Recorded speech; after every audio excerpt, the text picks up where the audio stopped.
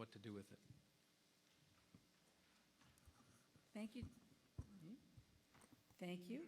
It's 3 very tiny topics to cover in a short time, but I'm going to do my best to try and touch on them. But first, a quick story.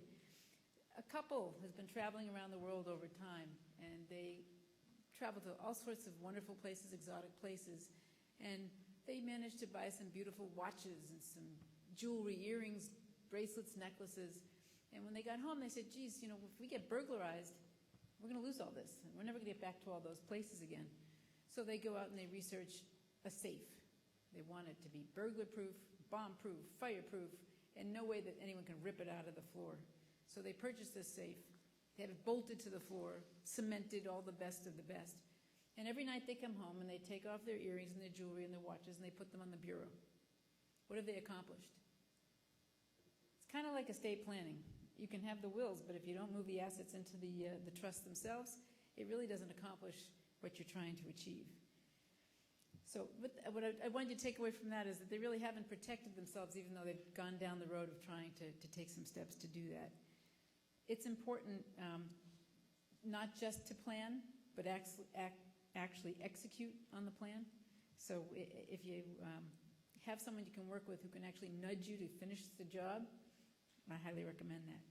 The most critical takeaway from today is that retirement won't happen unless you've saved or you're saving enough someday to have what you need. Estate planning is an ongoing process, but don't let that get in the way of actually finalizing your current plan. Because what will happen is you keep saying, well, tax laws may change, this may happen, and then you never execute on your current will or trusts or any of those types of things. No one actually plans to fail, they just fail to plan. Protecting your assets is a good idea, but the idea itself won't protect them. Things like insurance will. So, just to get a sense of the audience here, how many of you feel like you've saved enough for retirement? Show of hands. Okay. How many of you are saving regularly for retirement? Good. How many have figured out how much you need in order to retire and how long it'll take you to get there? Show of hands. Okay. Our experience with doctors over the years is that they got into this practice for 2 main reasons, and there are a lot of others, so I don't mean to belittle that, but it's to heal people and to make a good living. And what we've done is, I can't help them on healing people. That's what they went to school for and doing a good job, and you all have wonderful professions to help us. But what we have been able to do is talk to them about how much they should be saving and some of the best vehicles to use. Tim just talked about one. But unlike other professions, physicians are more likely to get sued. So as much as it's important to save all this money, a lot of times asset protection is equally as important. Issues such as retirement, insurance, and estate management are all interrelated. For example, insurance is a great vehicle to protect your family, but it can also be used as a tax-deferred savings vehicle. Like a Roth IRA, you know that Roth IRA, you put after-tax money in, it accumulates tax-deferred, and you can pull it out tax-free, unless you make too much money to participate in one of these. A life insurance policy, a variable life policy, you put after-tax money in, and because of the taxation rules around life insurance, it accumulates tax-deferred, and as long as you keep the policy in force, you can pull it out tax-free down the road, and you don't have any of those restrictions on age and retirement age and things like that. So if it's set up properly, an insurance policy is used to protect your family. It then can be set up in many states. It's a credited protected asset. So a lot of states, if you buy a policy, the assets that are in that policy, the cash value, is protected from creditors. And then you can pull money out free if you retire. You get money tax-free if you die. And if you've done the right estate tax planning, you can actually keep it free from estate taxes.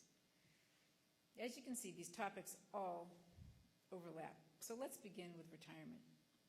What are the things that keep you up at night? 1, how much do you need to retire? How can you save for it? How do you protect it once you've been lucky enough to do so? And how do you pass it on to your kids? Even with doctors earning the same amount of money, some have saved quite a bit, and others have lived right up to that every little last paycheck that they get, and some even beyond. Thus, when I'm asked, can I afford to retire, the answer varies from person to person. How do you know when you can afford to retire?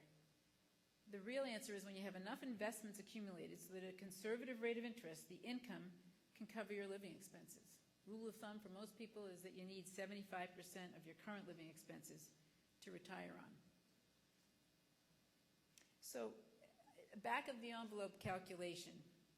I think everyone can do a basic calculation. You can come to financial planners for serious models with all kinds of intricate assumptions, but everyone can do a basic calculation.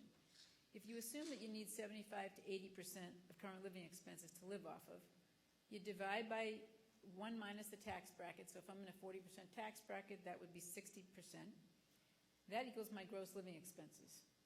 Then I divide by the interest that you can earn on your money. So in other words, I'm trying to gross up what I need.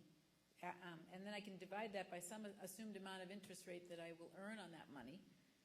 And that will equal the assets needed to provide a family with income to cover their living expenses. So you may say, okay, yeah, I understand some of that. What does it look like? So let's take an example. If my living expenses end up being about $150,000, which is 75% of it, someone who really earns $200,000 or has $200,000 take-home pay, I take that 150 and I divide it by 1 minus my 40% tax bracket, and that gives me $250,000.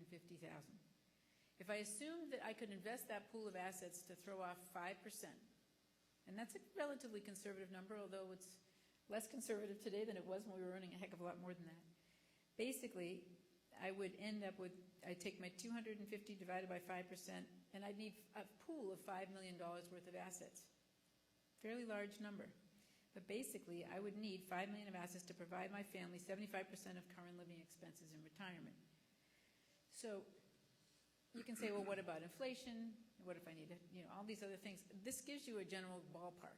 And what we're looking for is a basic number. If you want to use a little bit higher rate of return, be my guest, have a good time.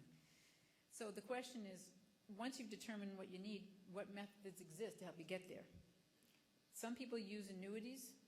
Aside from their basic retirement plans, they're used to cover fixed expenses.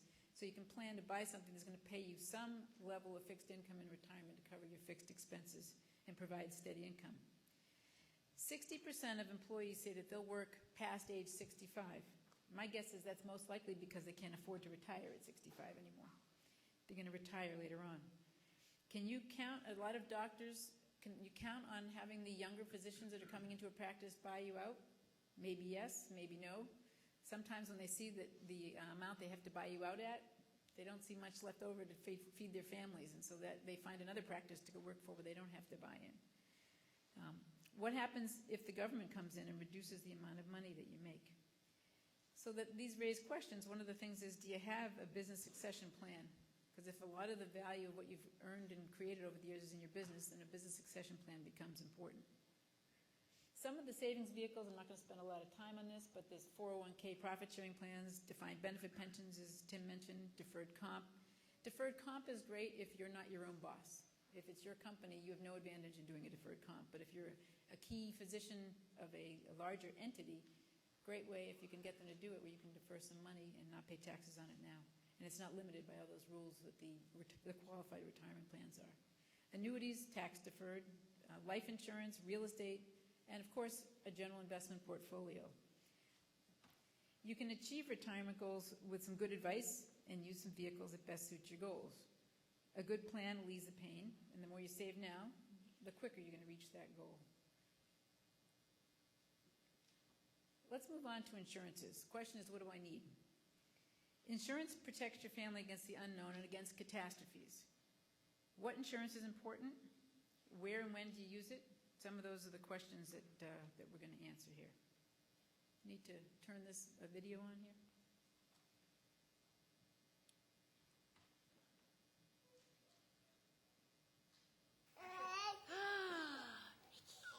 Go? Yeah. We'll get back down now. You're a giraffe. Ricky, Daddy's home. Daddy's home. Say hi, Daddy. Hi. How was your flight, huh? Did you like these specialists? The flight was fine, and I really like Bamadi. He's one of the docs who started the practice. Smart guy. So tell me. Well, their assessment's pretty much the same as the last two specialists. The degenerative nature of the arthritis may have been caused by a food allergy, if you can believe that.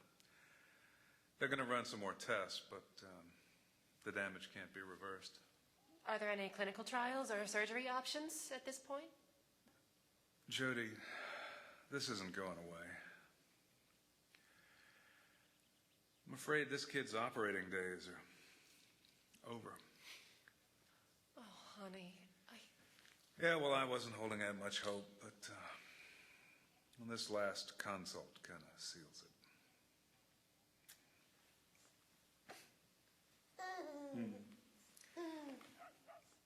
There are other consequences to this, Jody. I had a discussion with Alex on the way home. Keeping the office running, even after the couple of layoffs we had, it's just not sustainable. I have to close the practice. You what? I'm going to have to reinvent myself. And the office will have to be shut down. What does this all mean, Stu? We're going to have to make some adjustments. And I don't need Alex to tell me this, but the next thing is, we're going to have to sell this house. And move? Where? I don't know, but how can we afford to live in this home if I can't operate? Well, why not hire a surgeon to fill in? Well, it's not that simple. And there's no money to keep the practice running. Plus, we'll get murdered in taxes if I start pulling money out of the retirement account. Besides, that won't last. And then what?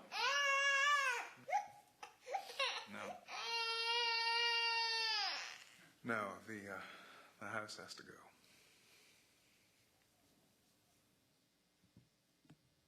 You switch back. That wasn't to totally depress you. It really wasn't. Just to give you a sense of what could happen. This is a surgeon.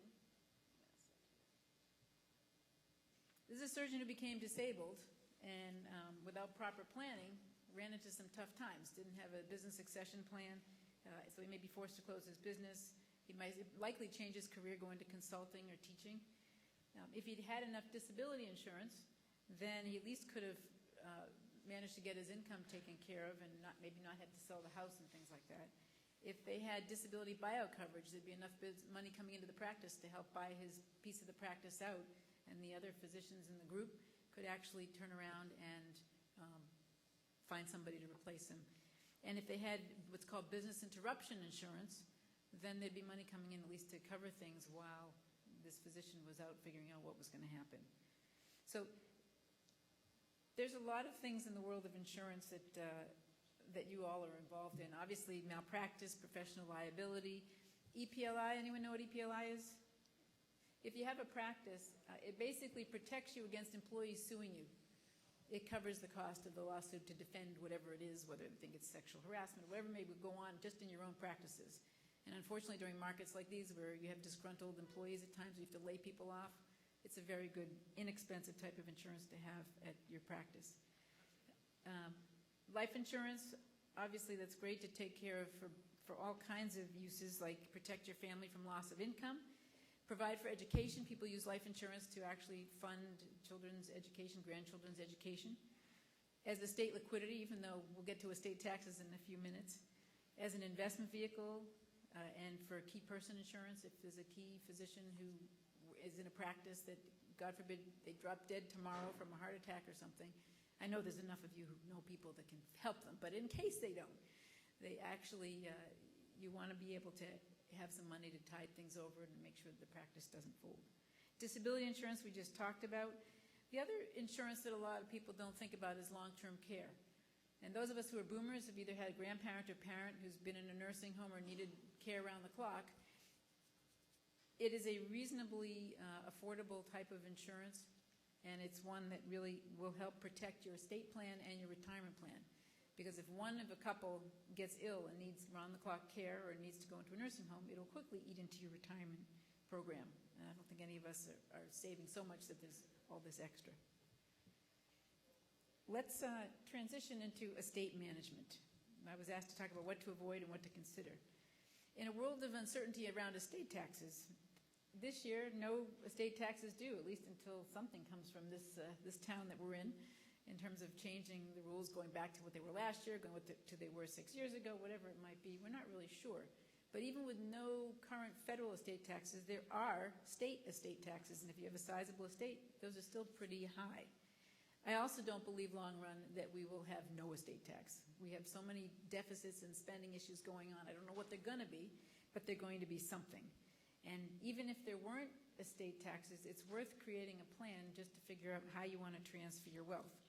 Typically, you have 3 beneficiaries: your family or friends, charity, or Uncle Sam. Without proper planning, Uncle Sam gets an unfair share of the action. For physicians, it's important to review the ownership of your assets too, because unfortunately, as I said before, you're a group that tends to get sued more than other professions. And with all the building of assets that you want to do for retirement, you also want to make sure that they're not taken away. Can we switch over to... By the way, these vignettes are from a program called the Business of Medicine. At the end of the tables, we have little risk barometers. I'm only showing you 2 of 6 vignettes, but there is, at the end of this, a self-quiz you can take, give you a sense of how you're doing, and there's also a scorecard, so you can compare it to how you're doing in terms of your own personal stuff, and if you guys want to pass them down, that's fine, or grab them at the end. There's another vignette, and this is for someone who says, I'm too busy running the practice.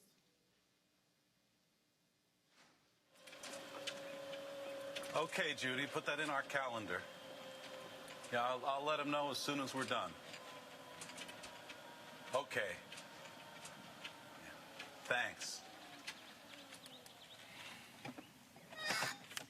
Our call with the attorneys is tomorrow at 8. Judy moved your first patient to 9. We really don't need this. I know, but we have to defend it as best we can. They're going to pull everyone into this suit. That law firm's aggressive, and I hear they're really good at what they do. Now, if we lose this, could the settlement exceed the cat fund? Absolutely. Why do you think both my houses are in Jeanette's name? Jeanette owns both houses? Well, on paper. So they can't touch those? Correct. Well, wait a minute. My house is in both our names. Actually, everything is. Are you telling me I'm exposed here? I think so, Eric. Your assets become fair game. And if the settlement exceeds the malpractice insurance, well, they'll go wherever they can to find money. So how do I fix this? I don't know. This stuff's supposed to be set up in advance, I'm pretty sure. Oh, boy. I need to talk to my attorney. Did I miss a class in med school? Yeah, hey, is Frank there?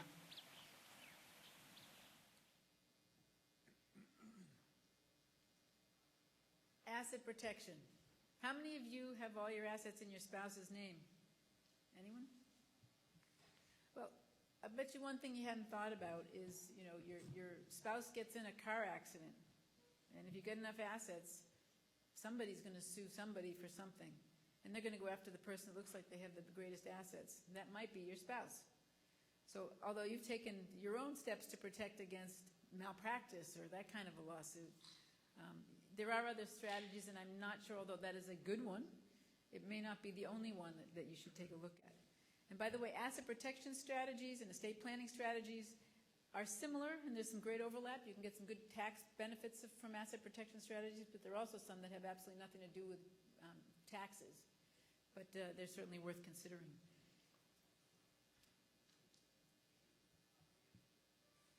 The types of vehicles, I'm going to sort of start from the bottom up since I just talked about putting things in your spouse or children's name, are many.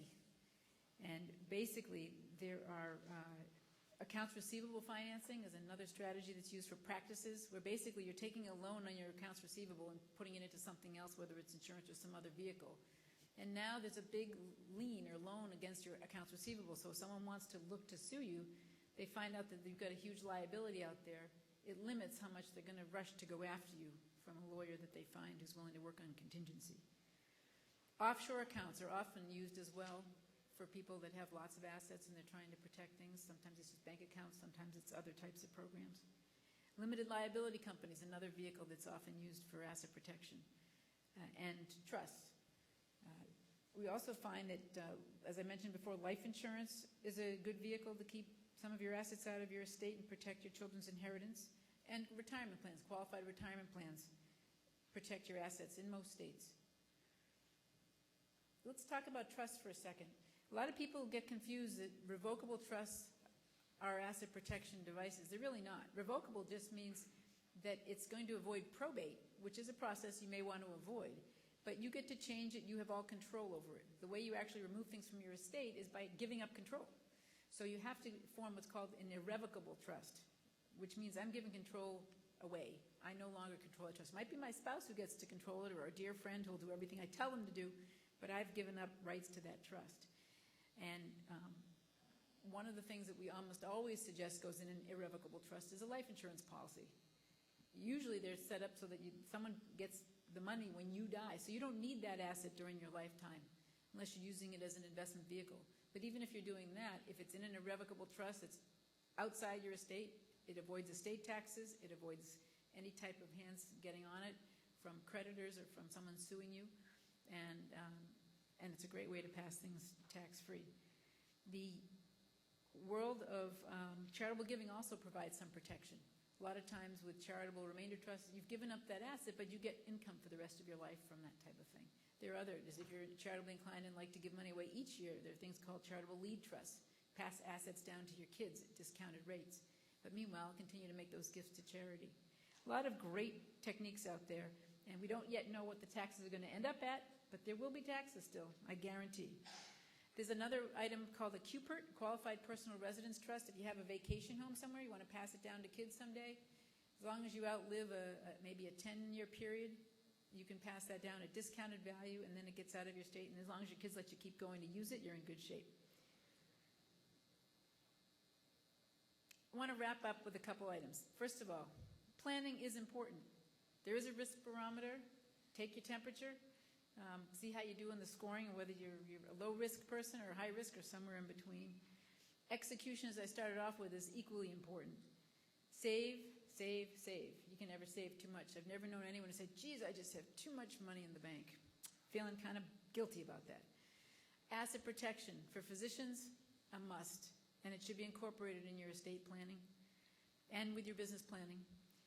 And we like to encourage people to go see their doctors for a physical. Well, it's equally important to make an appointment for a financial checkup.